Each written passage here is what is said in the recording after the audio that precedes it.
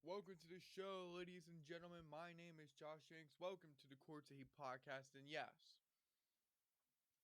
there's really no basketball games going on, but this is the All-Star weekend. I don't know if you guys are excited for today. I don't know if you guys are excited about tomorrow. Honestly, I don't care. Just from the perspective of, I'm enjoying it. I'm excited. A little more excited for the skills challenge, 3-point challenge, Sabrina versus Curry, and of course the dunk contest. West and East All-Star game, not really bad. It's mid. It's mid, not gonna lie, but still, very, very excited to see that. I hope you guys are excited to see all that as well. Didn't really want to get into anything too heavy like we were doing in the past episodes, but I do want to talk about breaking news around the league. Just going for that segment, I want to talk about Scoot Henderson, an incredible accomplishment in his career. He's been getting more responsibilities. Chauncey Billups has informed us. The pardon me, the Bucks. The Bucks signed a very good sharpshooting wing player. We're gonna talk about that. There's optimism. Julius Randle could be returning this season. Want to talk about that? Klay Thompson and his new role, and so much more. Then, of course, guys, we're gonna talk about the All-Star game. We're gonna talk about all the challenges. I know we had the Rising Stars, and we had Paul Gasol's team, and we had a bunch of stuff. G League's team. I know that was yesterday. I did not cover it. I was taking a day for myself. Um, it was not like still doing stuff for Courts of Heat, but not like where I was analyzing and watching stuff. If you know what I mean. Just taking a night off. Anyways, I'm gearing myself up for today. Very excited for today. Gearing myself up for Sunday. Very excited about Sunday. I will be there for both. Um, you know what? Let's just segue right into it.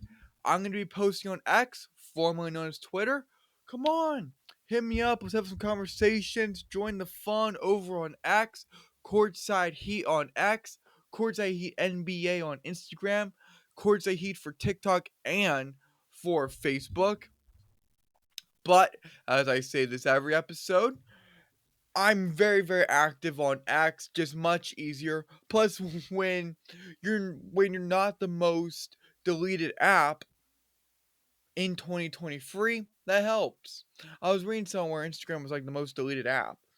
I don't know if that's true or not, but that was something I was reading and it got picked up. So take that as you will. Anyways, I really don't care for all of that, but I do care if you guys are going to check me out on CourtSideHeat.com. CourtSideHeat.com is where you're able to get all of the latest updates, trends, all of the good stuff, my personal opinions. But if you want that, just come onto the podcast. Let's have some fun. We've been cranking out episodes very, very consistent.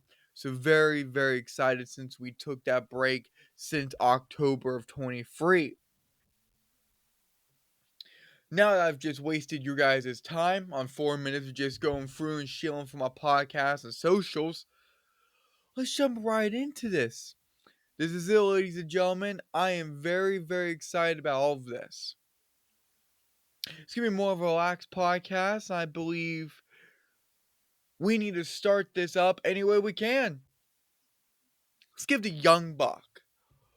Let's give the promising rookie out of Portland some love. Let's give my boy Sterling Henderson, or as he goes by, Scoot. If anyone did not know that, yes, his first name is Sterling, but people call him Scoot. So Scoot Henderson. So when this was being talked about, Scoot Henderson made his first start in over a month. He wants to get his production up. And Chauncey Billups took notice of that. And Billups is like, you know what? He said he expects to have Scoot Henderson in the lineup for the rest of the season.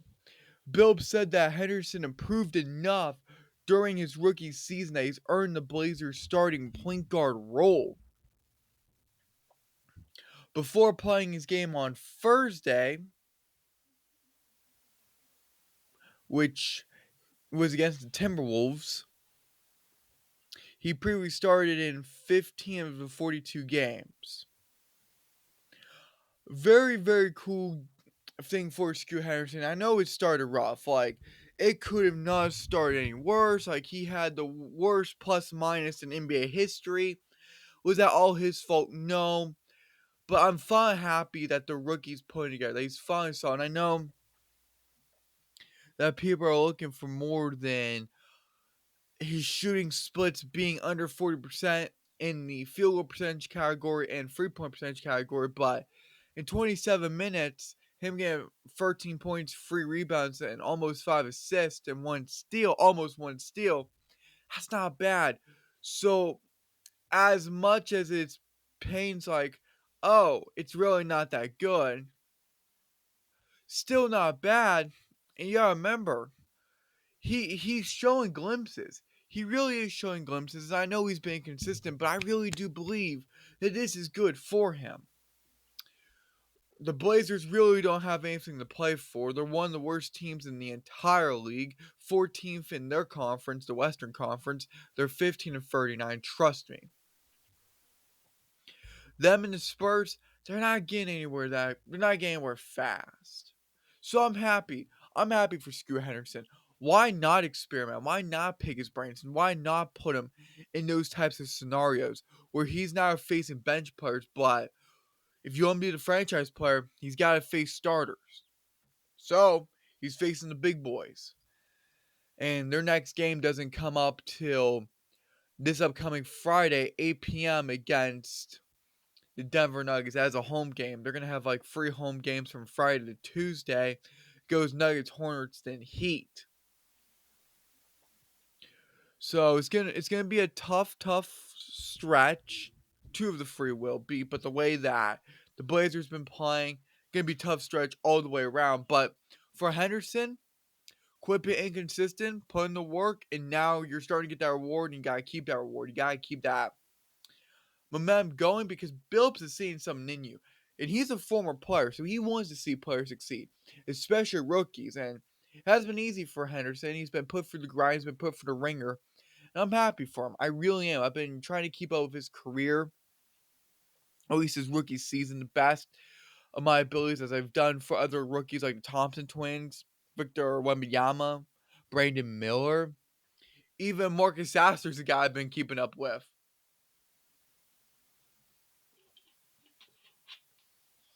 Sorry, I just had to take a drink. It's gonna be one of those nights, I swear. And for those that aren't aware, Marcus Sasser is a point guard for the Detroit Pistons. Would anybody care to know that? Not really. But if you guys are aware of Marcus Sasser or not, he was a late first round pick. There was some potential, but he's just been really inconsistent. Minutes been inconsistent. Money's given him some of a leash sometimes, but he's being more consistent than Scoot. He's in the 40s, mid 40s, right? But it just depends. But just like Henderson, Sasser has shown glimpses of being a good guy for Detroit. I'm not going to really get into the 6'2" guard, 6'2" guard. This is more about Henderson. But if you guys aren't familiar with the game of Marcus Sasser of the Detroit Pistons, and by all means, please watch some highlights, watch some tape, whatever. But I like him. But I do really like Scoot Henderson. You remember the big controversy that was like around the Blazers and Dame when he was still there? And Dame was like, I want you to give up the third overall pick. I want you to go and get a really good talent so you could pair him with me. It was a whole thing. People didn't know if they were going to keep this spot. People knew that Scoot was going to go top 3 unless something astronomical happened, unless something beyond the realm of reality happened. But we're like, okay, he's gonna go top 3, most likely. And the way the draft was working, I had Cam Whitmore's top 6, but just because of lazy workouts or concerning workouts, pre-draft workouts with teams and knee issues when it came to his injuries, the Rockets scored. They were able to get Thompson and Whitmore. Real quick, how is my boy Whitmore doing? I know both of those young rookies had to go to the G League, but when he is playing, he's been very good. Very good. You can't hate on in 17 minutes, 12 points, 3 rebounds. You can't hate on that. Almost 48% from the field and 40% from deep. Okay, he's learning. He's getting his footing. And I know Emi Udoka's pushing him. I do believe that. And Amen Thompson is the one that plays for the Houston Rockets, and he's been very, very solid. Very, very solid. Anyways, I don't even know how I got in that. I guess I'll start with Marcus Sasser. Again, the Detroit Pistons. I don't know why I'm like trying to hype him up right now. I was really talking about Scoot Henderson, but I'm invested in these rookies. I want to see him do well, even if they're on cruddy teams. But that's the news surrounding Scoot Henderson. So for the remainder of the season, he's going to be their starting point guard. Chauncey's ready. I'm excited. I'm going to try to watch more Trailblazers games. When the Suns play, I'm there. And I watch replays. I'll watch like replays of the game or certain highlights. But I really want to see I want to see the starting lineup of Scoot Henderson, Anthony Simons, Jeremy Grant, Jabari Walker, and DeAndre Ayton. I don't know if anybody really cares, but I do. I also like watching Toumani Camara, the guy the Suns traded, but I understand. I don't know also why I'm so obsessed with Toumani Camara, but I did write an article on CourtSideHeat.com. But if you think about it, in the minutes he's getting, which is really good, like 23 minutes a game, it's really good. Now the stats aren't that well, but it's whatever. It's whatever. Former guy out of Dane, for anyone that cared. But anyways, while coaches are being praised like Chauncey Billups, while head coach Chauncey Billups is getting praised and Scoot Harris is getting elevated role and there's positive stuff happening in Portland, the same just can't be said for the Milwaukee Bucks. And before I get to the signing the Bucks did, the transaction that went through for the Bucks off waivers, I want to remind everyone that the Bucks are now 3-7 under Doc Rivers. I'm not gonna get into the Rivers rant, how all that stuff, what was going on with Adrian Griffin. If you guys do want to hear that, legit, and this is me trying to promote my own podcast, but just because that was my last episode that I did 2 days ago, that I did Thursday, it came out first, now Wednesday, again, my bad. But when my last episode came out, I pretty much talked about how the Bucks are a fire dumpster team, how you need to worry about them, all that stuff. I also talk about Steve Kerr and the Warriors, Lakers, all that good stuff. But if you guys are interested, I do go in depth about that, and this has not been a good time for the Milwaukee Bucks. And the Bucks' goal was never to fire Adrian Griffin, who was working, by the way, to get Glenn Rivers, who's not working. He's never worked. Right? And now it's just you never wanted to get Glenn, and it's just evolving into, oh, we're just gonna be a 40, maybe 50 win team if we're lucky. Starting off 3-7 is not good. It also doesn't help that Dame's not really working well. Giannis is doing everything he can. Just some guys aren't clicking.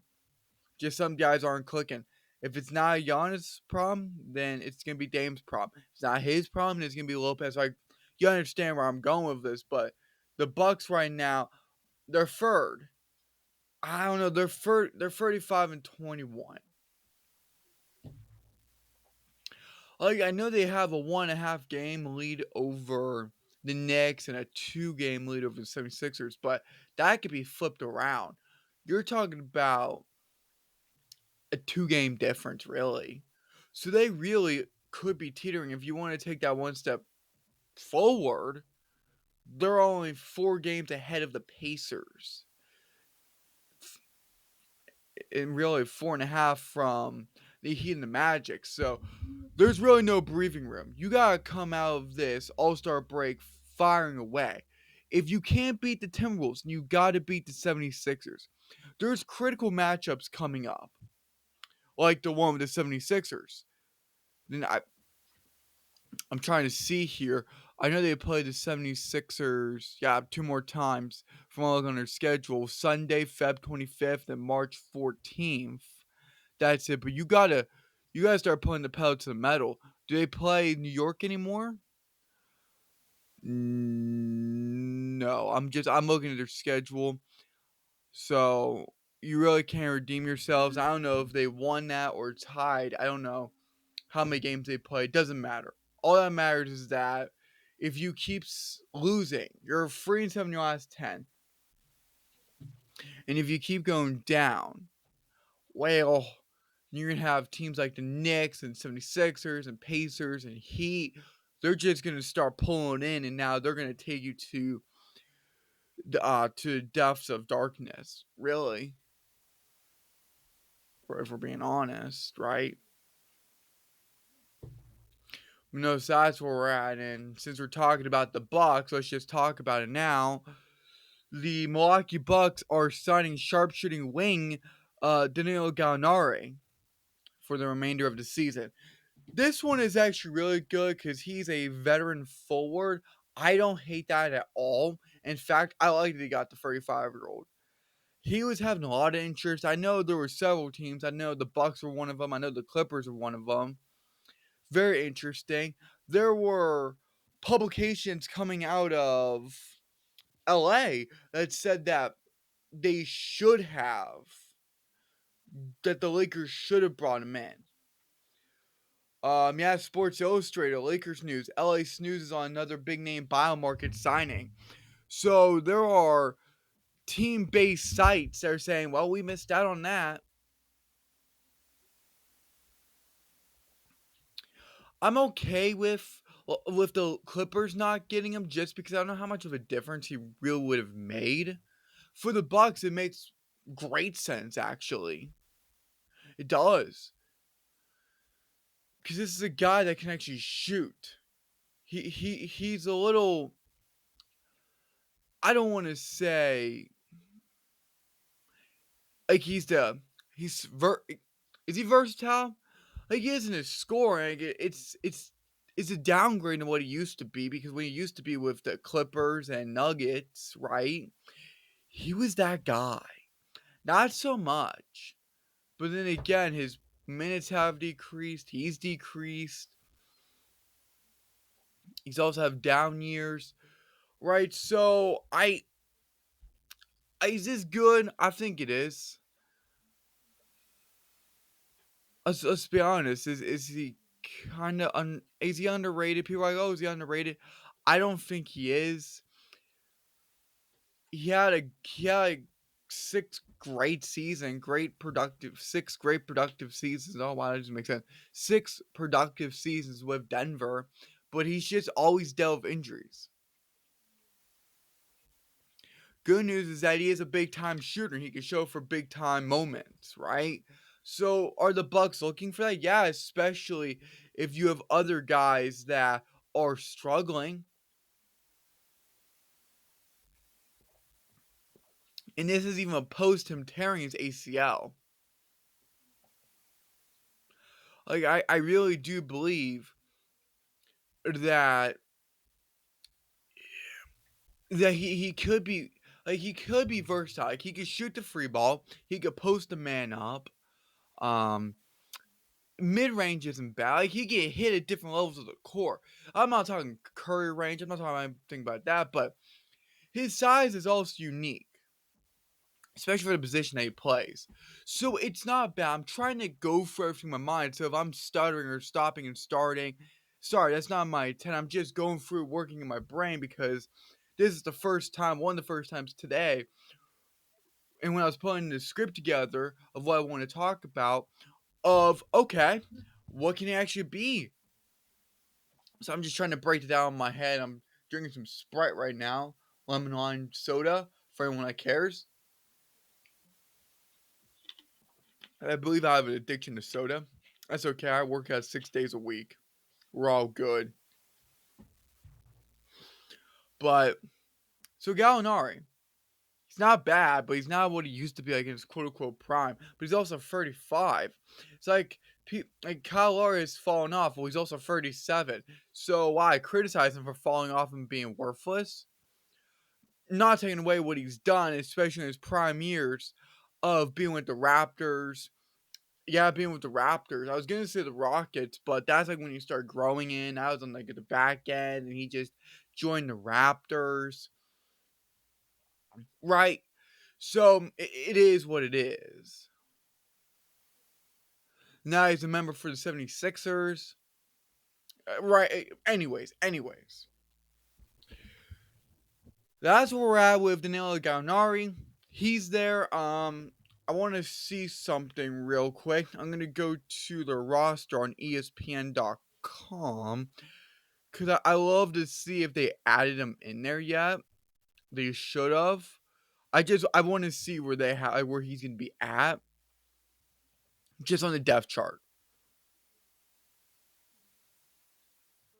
Okay, so he's gonna be back. So he's gonna be backing up Giannis, or he may start the free sometimes. Starting at the free is really not his thing, but I guess if you're a low, he's more of a 4-5 guy, so he's always going to be backing up Giannis and Lopez. Then of course Bobby Portis is a 4-5 guy, right? Like Gallinari pretty much reminds me of like a sharpshooting wing that can also be a stretch big man. I don't know if that makes sense or not, but to me it does. So we're just gonna roll with it. Simple as that.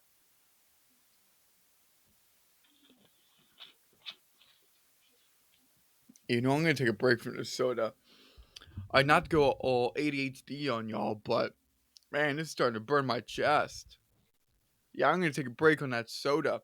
Like I swear, no matter what I'm doing, it doesn't matter if it's important.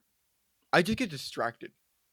Like I'm like I don't even know how to describe this. I'm like a little kid.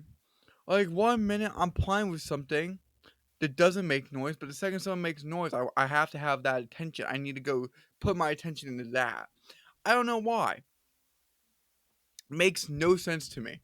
But I'm convinced that I have like a distraction issue. Because ain't no way that a person like me should be getting this distracted. Like right now, I'm checking my analytics on Twitter while I'm talking to you guys. Why? I don't know. Anyways, let's continue with the show. And not me and my little issues over here. You know, I was gonna say speaking about issues, but this is actually positive. Like this is no longer an issue. So let's just talk about it.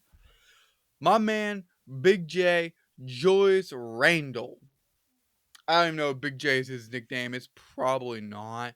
But while I'm looking up Julius Randle's nickname, just because random fun facts I like to give you guys. Why not? There is optimism. There is optimism of the 29-year-old being able to return this season. Per Ian Bagley, he's been showing positive progression during his dislocated shoulder rehab. Uh, I'm sorry, I was looking at his nicknames. I didn't even know any of these were his nicknames. So hold on, before I go further, did any okay, this one's actually pretty creative. He is free. Orange Julius? Okay, like orange juice, but Orange Julius. The Black Panther. I've never heard someone refer to him as the Black Panther. I didn't even know he had a nickname. Then what's his connection to this? Black Paul?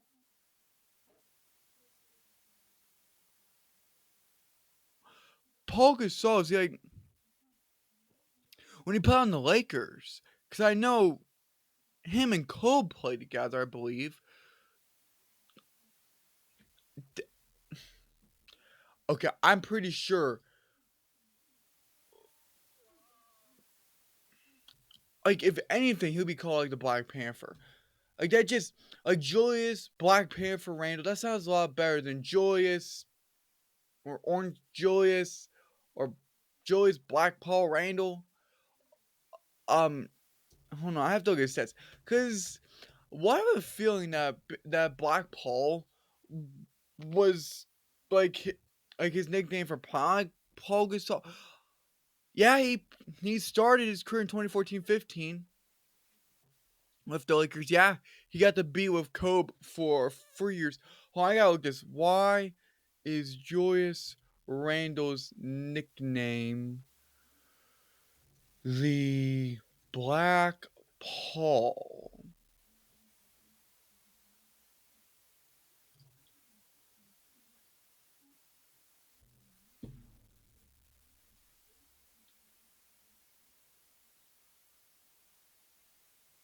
Wait.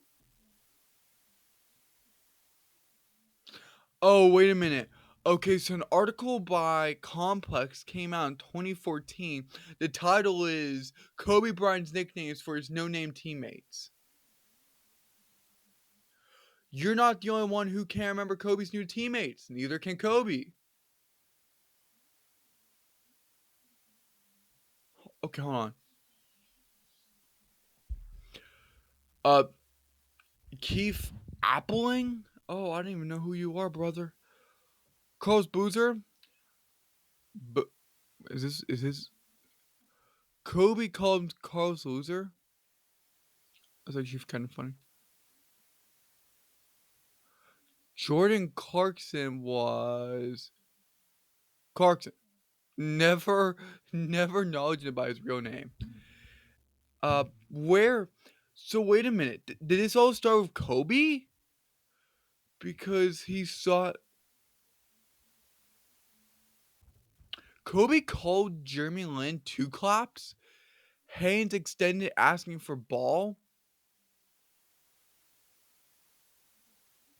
Hold on. Okay, Julius Randle.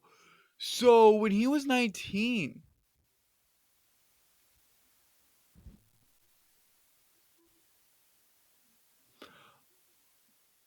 so his real nickname is the Black Panther, but Kobe calls him Black Paul.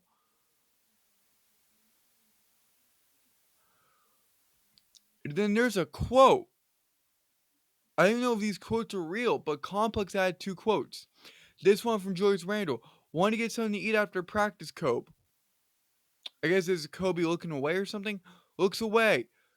Uh, this is what Kobe said. I don't even know this example. I have no idea if this is even real. Somebody tell Black Paul his Spanish is terrible. So he was just a no-name guy.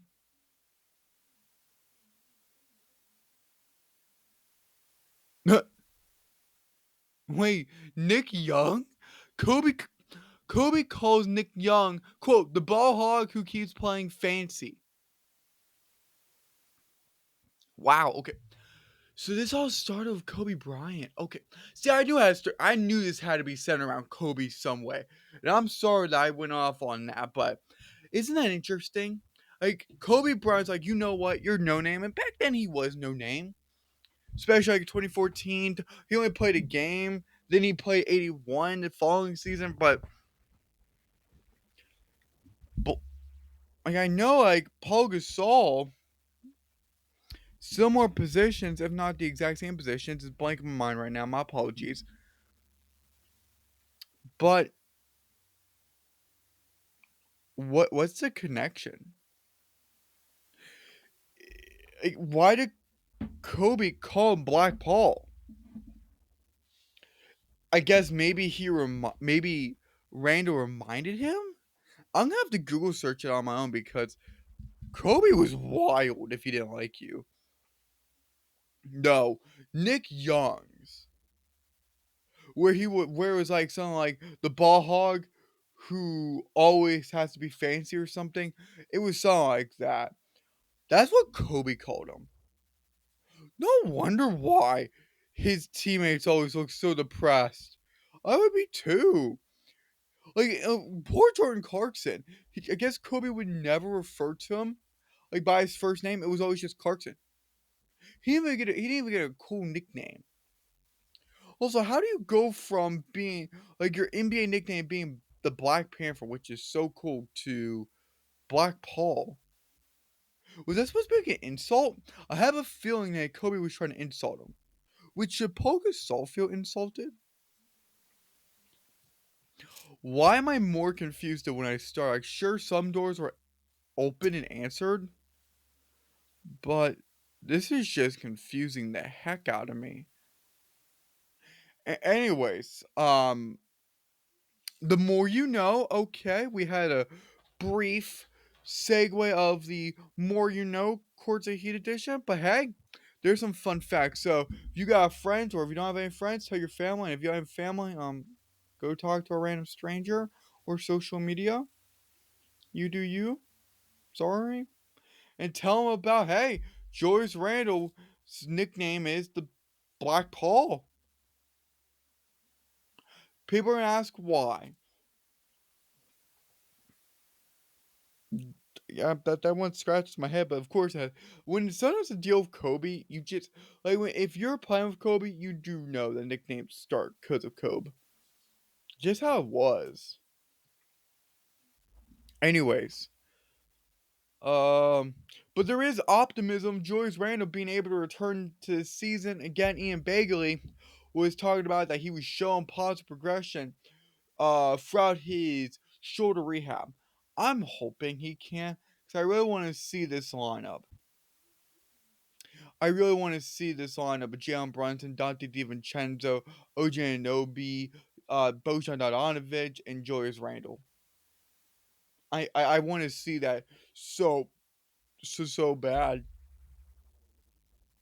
Because I really do believe that the Knicks are going to be such a scary team. Like, they're one of the top teams in the East. Like, the East has turned out to be scary with competition. Still an easier conference out of the two, but they're starting to become a scary conference. Not gonna lie. Not gonna lie at all.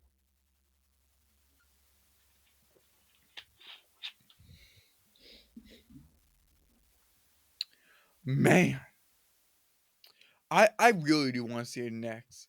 Like, I know over the past couple of podcast episodes, or specifically the one where I was breaking down the trade line, going for all the trades, I was really high. Or even when I was doing the live stream, I was really high. I mean, really high on the Knicks. And I still am. It has never changed. I know they're having some rough spots right now, but when you're gonna be fully healthy, oh, have mercy upon my soul. Like that's gonna be a good one. It's gonna be a nice one. I can't even lie. Like I'm excited for that. Anyways, again, check all those other podcast episodes. Cause I can't remember the one. Yeah, it was 7. Yeah, it was 6 days ago. Where in the hell I said Knicks finals bound. I was reviewing the dead on. I remember that. That was a long podcast. I have a tendency to go between an hour and 30. The last time I went under an hour was last year when I was breaking down the Damian Lillard trade. I talked about Damian Lillard for almost an hour. I talked about Christian Wood for 42 minutes. And anyways, that's where we're at. Yeah. But no, so this is very exciting news. I can't wait. And I'm being sincere. Like, I can't wait for Joyce Randle. Like, I'm 100% pumped on that. And I don't think this podcast episode is going to go long either. Because I got one more piece of breaking news around the league. And then the topic of the day, which is picking the winners of the All-Star Challenges and the game. And if you guys want to see me do stuff under an hour, please let me know. Like, I don't care. If you want me to do like 45-minute podcast, by all means, I will do that. If you guys want shorter content, by all means, let me know. Talk to me. Let me know your feedback. Trust me. I'm not a little crybaby. I could take the criticism. I could take the feedback. I could take whatever. But if you guys want me to improve some way, let me know. 'Cause I always want to make sure you guys enjoying the podcast. I don't know. Some people do 40 minutes. Some people do 30 minutes. Some people do an hour. Some people do an hour and a half. Like, it just depends. It also depends on the audience. And there's a lot of you guys, trust me. For the hundreds and thousands of you guys that listen, I look at the average view duration, how far you guys get for the podcast episode. It's pretty long. Like, there's a good chunk of you guys listening throughout the entire. And I don't have the analytics right in front of me right now, and I'm not going to pull it up. But because I just want to keep talking ball, whatnot. But still, I am very happy that I can hold a conversation with you guys, or at least you guys are not thinking I'm boring. So I will take that. But we all have to accept things in life, right? In life, you must mature, you must grow, you must develop new patterns of thinking and mindsets, and changing up your physical activities, your mental activities, routines, rules. Well, for Klay Thompson, he's just like the average American folk. Well, besides the fact that he has millions of dollars and he plays basketball for a living, we all want to do that. I'm not bitter. Anyways, Klay Thompson has officially transitioned to a bench role. No joke. Klay Thompson, in his first official game off the bench, and the last time he came off the bench was in his rookie season. That was like back that was like in what, 2011, 2012, or 20, it was something like around his first and second year.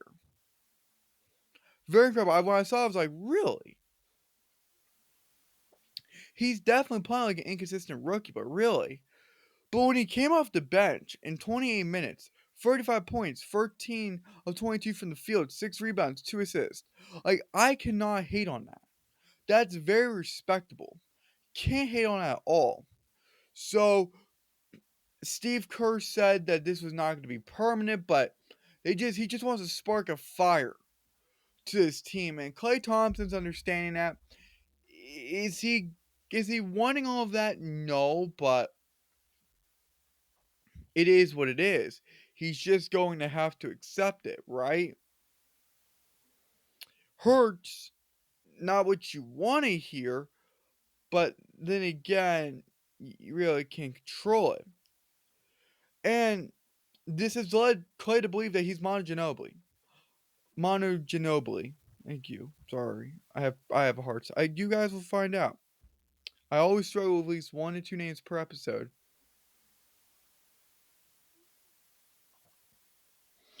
And I can't hate Klay Thompson's mindset on this. He's entering a different mindset. He's like adjusting to being more comfy to a bench role. Quote, I've thought about Manu Ginobili. That guy has 4 rings of the gold medal. And he came off the bench his whole career. And I don't think anyone looks down his Hall of Fame candidacy because he's one of the greats. I embrace it before tip. I don't hate that mindset because Manu, even though he came off the bench, Manu was impactful on both sides of the court. Like the way he played basketball was so good. I wish people remember like the good old days of the Spurs of like when you had Duncan and Parker, Ginobili, all of those guys. Then when you throw in Kawhi in the mix and you used to have David Robinson and Tim Duncan, like it was special. Now I was alive, not watching basketball live during that time. I wish I could have seen it live, but I've watched many replays, especially in their finals runs and playoff, just trying to get there and all that good stuff. Then especially with Kawhi, then Kawhi going to Toronto. I lived through that. I saw that. That was a fun time watching basketball back in 2019. It was fun postseason, especially for the storylines. Plus, my Phoenix Suns were already a bottom feeding team, so it didn't matter. I was just there for the fun of it. But no, so Steve Kerr said that this is not permanent. He said it doesn't mean it's permanent. It's just they just want to have more firepower coming off the bench. And by putting Klay, having him come off the bench, it gives them a lot more firepower. He said, quote, "We'll give it a little look and we'll see how it goes from there," end quote. And Golden State desperately needs a new direction, a new fire to get them to the promised land of the postseason. Because right now, this is not working out. Ladies and gentlemen, if you gotta go 104 to 147 against the Jazz, it's not good. And right now, they're in the plan. They're 10th. So, could it be worse? Yes. It helps that you beat the Jazz twice, because if you lost to the Jazz twice, there have been so much more carnage. But they're playing very good basketball right now, especially in the last 10. They're 8-2. So I'm not going to sound the panic alarm or anything, but it's definitely worrisome. I don't even Curry called them an average team, if I remember the quote correctly, or just the paraphrasing of it, right? But anyways, if anyone cares, this is so in the last 10 games, there are only two teams. So the teams that have the best last 10 game record, or I'm sorry, three teams would be the Cavaliers 9-1, Celtics 8-2, then Warriors 8-2. For anyone that care, now there's a bunch of like 7-3 teams, 5-5, 6-4, 4-6, 2-8, 3-7. Like there's a lot across like the different just across the spectrum, right? So I thought that was very interesting. So I say all that to say this is very positive for the Warriors. The Warriors are doing good things. This is working out. The bench production was great. Like Klay was good. Like I can't hate on that. And that was a very high scoring game as well. Like the Warriors put up 48 in the second quarter against the Jazz. Curry struggled, but he had 16-10. But Klay led that team. Like it's very rare seeing Curry struggle. It just is. This whole Warriors team's been up and down, I swear. Anyways, so that's officially it for breaking news around the league. It has been confirmed. We've already seen it. Klay Thompson has officially moved to the bench. He's just no longer being benched in the fourth quarter, halfway through, or just for the entire fourth quarter. He's just now accepted a permanent bench role. And if he's caught on fire, he may get up to 30 minutes sometimes, but for right now it's 28 minutes. Which is not bad, especially for how he's playing right now. All criticisms aside, right? So, like I said a minute ago, that is it for breaking news around the league. We covered Julius Randle, Klay Thompson, the Bucks, and their sign, Chauncey Billups, the Point Trailblazers, surrounding Scoot Henderson. So, all of that fun stuff, and many, many more that we got into. Now, the moment we all been waiting for, boys and girls, ladies and gentlemen around our beautiful world. It's time to get into the NBA All-Star weekend festivities, all that good stuff. So we're going to do this in order. The skills challenge is first, the 3-point challenge is second, Curry Sabrina is third. Then the dunk contest is fourth. And of course, on Sunday, that concludes All Star Weekend, and we get a banger of West versus East. West versus East. So I had a let's start with the skills challenge. I had a really tough time. I had a tough time trying to figure out who I was going to pick because they're just so good that I'm like, am I picking the right team? And there's three teams. I'm not gonna go through the rules and format. You guys go look it up on your own. But for people that are familiar with it, there are three teams. You have Team Pacers, and that is Tyrese Halliburton, Benning Mathurin, and Miles Turner. Team Top Picks, Paulo Panchero, Anthony Edwards, and Victor Wembanyama. And then Team All Stars, Scotty Barnes, Tyrese Maxey, and Trey Young.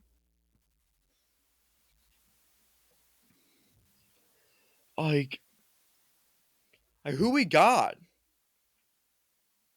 Who we got for the Kia Skill Challenge? Honestly, because you have three rounds. We have the team relay round, we have the team passing round, the team shooting round. All three teams are very good in that department. We especially know what Tyrese Halliburton can do as a scoring machine, a playmaker. But the same can be said for Wemby, Edwards, and Pinchero. Same can be said for Young, who's living off of like double doubles and triple doubles. Scotty Barnes, we know his game. Tyrese Maxey, we know his game. This may be controversial, but I'm gonna go with Team All Stars, and that is Scotty Barnes, Tyrese Maxey, and Trey Young. Like,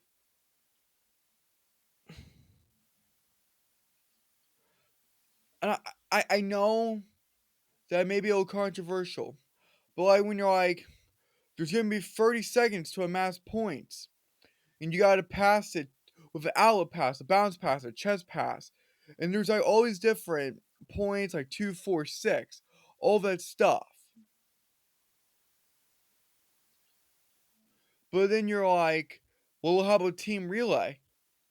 Well, you know that there's gonna be like dribble to opposite goal and make a basket, whether that be like a dunk, layup, jump shot. You know, it's gonna be like a 30. There's gonna be like an outlet pass, dribble down court through free moving pylons, short shot in the lane. Like you have all that stuff. Then we have team shooting. There's 5 different spots, and this is all about amassing points. Like the team that has the most points at the end pretty much wins.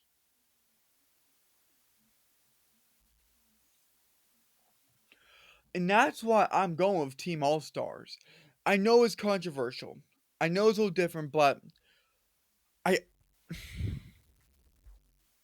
it almost like Team Pacers would win because they're just so connected, where these other guys aren't. And I was considering Team Pacers. I was. I just don't know. I'm not feeling it. It's just not there. It's not connecting. But now, and I'm not putting anyone down when I'm doing this. Obviously, they have their own talent or in around All Star Weekend for a reason. I'm not doing that, so I'm not really putting anyone down or ranking them a certain way or judging them a certain way. No, not at all. I just find Scotty Barnes, Tyrese Maxey, and Trey Young to be really compelling and to be the ones that pull away. I really do believe they're going to be the winners of that because it's just so much unique skill and talent and just, lack of a better phrase, a lot of great versatility. And I honestly can't hate it. In fact, I'm loving it. In fact, I would want more of it. So that's why I'm picking Team All Stars. Just as simple as that.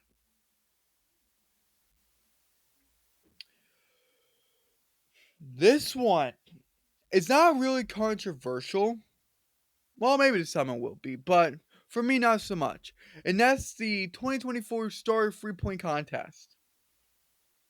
Remember, Damian Lillard headlines this 8-person field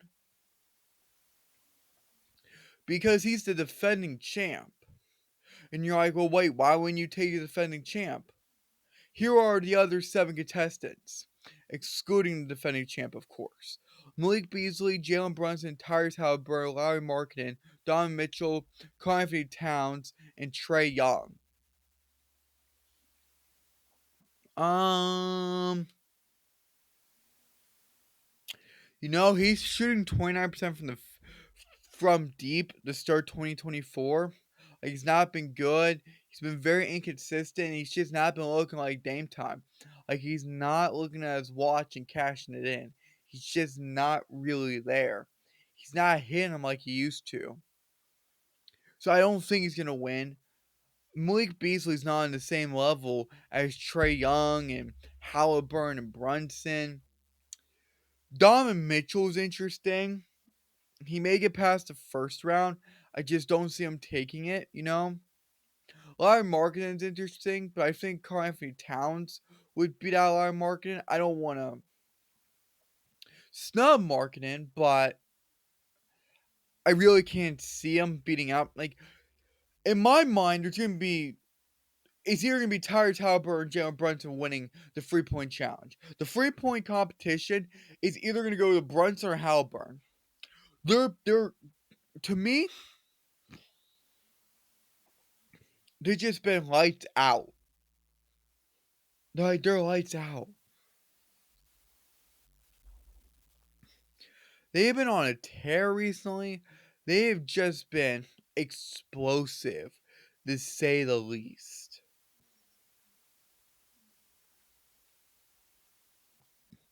I don't know if you guys are like feeling the same. I don't know if it's like different.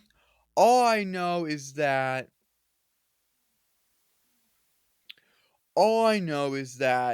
Brunson's been on fire. We've seen Halliburton on fire for a very long time. I just don't see guys like Marketed Towns, Mitchell, and Beasley really doing it. I think the only one that's really a threat to two guys that are a threat to Halliburton and Brunson is Lillard and Young. Really. So this is really just a 4-man race. In my opinion, maybe we could see an underdog come out. Maybe we could see an upset. Who knows? It's also if these guys are feeling it, there's a little bit of luck that goes into it, a lot of skill. I don't know. You get one shot. We know how the 3-point competition works. But I really do believe I'm going to give myself 2 guys. I think they're going to be Jalen Brunson or Tyrese Halliburton just because the pool is so much bigger to choose from. I'm going to go with 2 guys. So it's either going to be Tyrese Halliburton or Jalen Brunson. I think momentum factors in. I think having that pro touch, I think having that hot hand helps. So that's why I'm going with either or. Right? Now, we're getting to something very unique that's never been done in NBA history. At least to my knowledge. And this is a 3-point shootout between a man and a woman. And if you want to represent being a 3-point sniper, of being a heck of a shooter, why not have Stephen Curry repping the NBA and then Sabrina Ionescu repping the WNBA? I don't keep up with women's basketball as much as I probably should. But let me tell you, Sabrina's only 26. She's in the prime of her career. And she's a certified baller. Make no mistake, she has a range to her. Like, she's a 3-point sniper. She can knock him down. Like, if there's anyone that should be the face of women's basketball, it's Sabrina Ionescu. At least from what I've heard, from what I've seen with my own 2 eyes. Honestly, this is something really special. Something really special. And I don't know if it's just me, but she's been turning it on this year. 44.8% from deep. And you're like, oh, that. But that's actually really good. That really is. Like Sabrina Nescu, she could dethrone Stephen Curry as a top notch 3 point shooter. Now she's taking on the man that made 105 threes in a row, or 100 some odd threes in a row. It was between 100 and 105, right? But here comes the challenge. Here comes the challenge. And this isn't me being weird or anything. It's just Curry's probably going to win this. Only from the standpoint, Sabrina Nescu will win this if she shoots from the WNBA line. And Curry shoots from his line. But if Sabrina shoots from the NBA line with Curry, Curry's going to win. That's a little far back. That's further back than what she's used to in her WNBA career. Now, both respective lines are difficult. It's just Stephen Curry's gonna have more of an advantage if she elects to shoot from the NBA line. Now, if she doesn't, okay, that's cool. Because imagine if she beats Steph from his line. That would be interesting. But I really don't see a world where I can't. But if they're both shooting from the NBA line, then Curry's going to win. But if she's shooting from her line, she's probably going to win. Unless Curry goes 100%. But you got to remember, she puts daggers. Like, she holds impressive records. Like, she's set impressive feats. Officially and unofficially. So, for as much as I want to say that this is going to be easy for Steph, it's not. Like, I'm excited to see how this is going to play out. I really am. I think this is going to go very, very well. Like, I want to see these two compete very well. I'm going to be glued onto my seat, waiting and watching very patiently. Very, very patiently. That's where I'm at right now. That's where I'm at. So even though I think Stephen Curry's gonna win, I think it will be a close. That's just my gut feeling. That's my gut feeling. Could I be wrong? Maybe. But if Sabrina wins, cool. I believe if I remember this correct, this is going to charity. Whoever wins, like the money that was gonna go to the winner, they both elected to have it go to a respective charity. So that's really, really cool. So I'm excited for that. I am. Now let's talk about the dunk contest. We've had some really good dunk contests, and we had some really bad dunk contests. I want to go back to the good dunk contest. I really do. I miss it. I I really do miss it. Dunk contest. I'm trying to look up the participants again because I forgot. There's always that one guy. There's always that one guy I might forget. But the participants, there's gonna be 4 participants. The defending champ, Mac McClung, the G League of the Magic, will be returning, will be defending his crown. It'll be featuring Jalen Brown, Yami Yakuis Jr., and Jacob Toppin. Jacob Toppin plays for Knicks. His brother is Obi Toppin, who plays for the Indiana Pacers. Obi Toppin, if you forgot, had a great putback game winner against the Phoenix Suns. Broke my heart. Devin Booker was on fire. I believe Obi Toppin also won a dunk contest, if I remember correctly. Didn't he win? Yeah, 2022 slam dunk contest. I That was such a bad contest.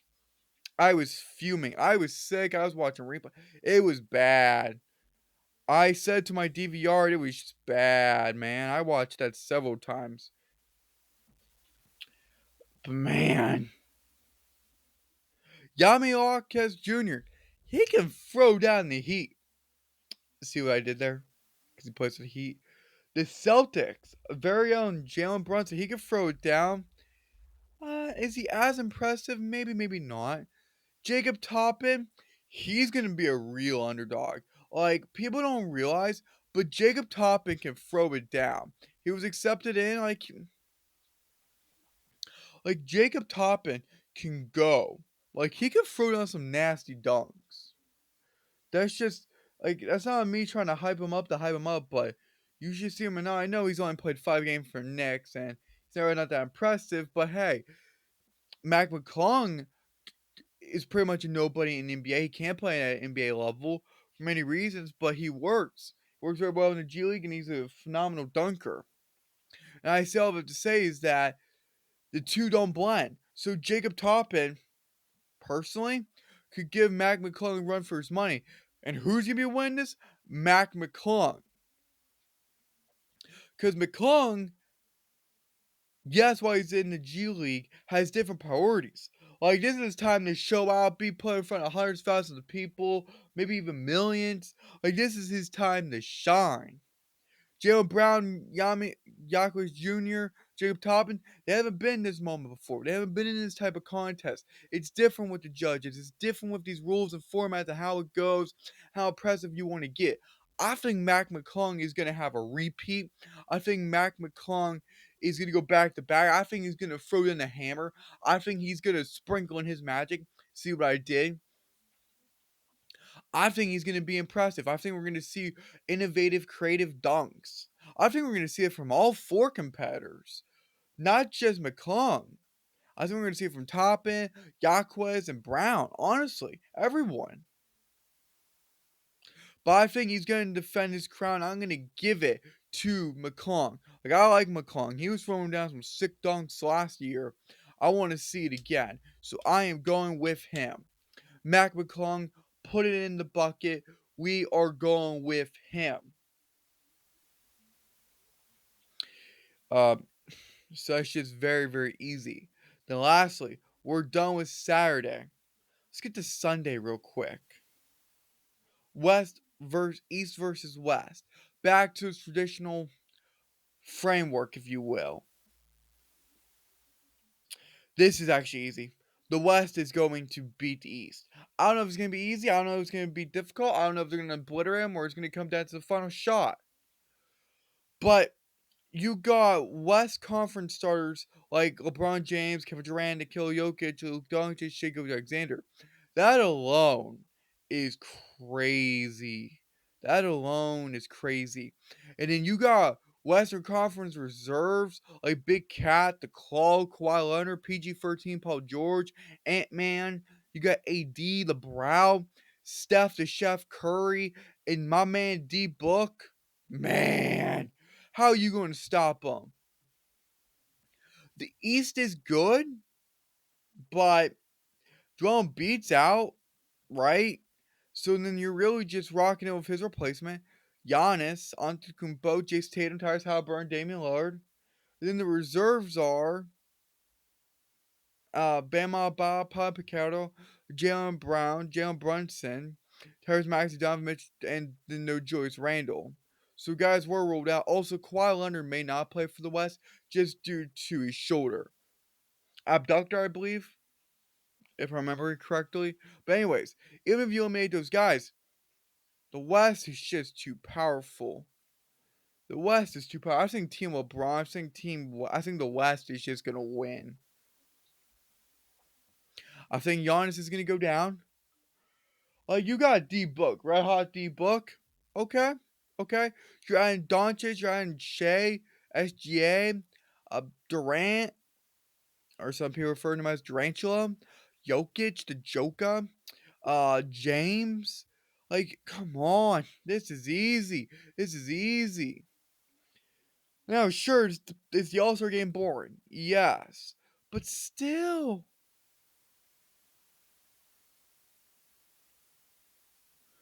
I'm there. I'm ready. So I think the West is gonna beat out the East easily, hands down. I don't think this is even a joke. I'm running with it. So West beats the East. I don't have to elaborate on that any further, if I may say those words. But I think so. To recap, I'm picking the winners of the All Star challenges in the game. Team All Stars win the skills competition. Tyrese Halliburton or Jalen Brunson wins the 3-point contest. Steph Curry beats Sabrina. Matt McClung wins the dunk contest again. And then the West beats the East. Bada bang, bada boom. We got some fun for you. That's it. This is all I got for today's podcast episode. This was fun. So happy I was able to do this. I love All Star Weekend. I truly, truly do. And yeah, boys, we're just rocking and rolling on all of this stuff. Very, very happy. Yeah, very, very happy. Very, very happy. If guys, if you like that, if you guys did like that, remember, comment, drop drop a follow, subscribe, whatever. Leave a review. I would love it. Keep tuning back in. And even though we're going to be doing President's Day, even though we're going to be doing all of that, the podcast is still coming out this Monday. Don't forget it. I'm going to be coming back. I'm going to be doing it stronger, better, reviewing the All Star weekend. We're just going to be doing it like that, like a boss. Peace out. See y'all.